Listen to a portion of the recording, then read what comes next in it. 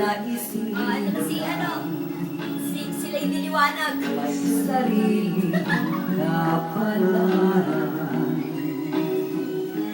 at nang ako'y magkamay, wala sa akin ang paningin.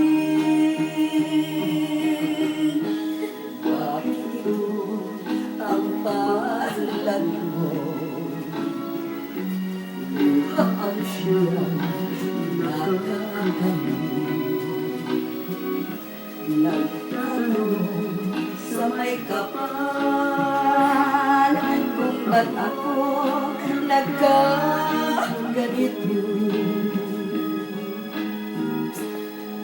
Nasaan